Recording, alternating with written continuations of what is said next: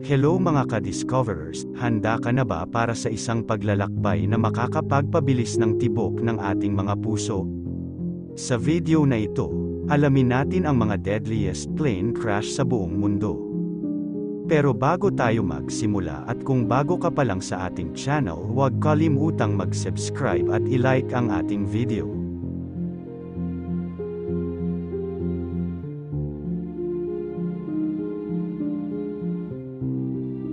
Ang sakay sa eroplano ay ilan lamang sa mga pangarap ng mga taong hindi pa nakaranas na sumakay dito, pero paano kung ang masaya sanang flight ay mauwi sa trahedya?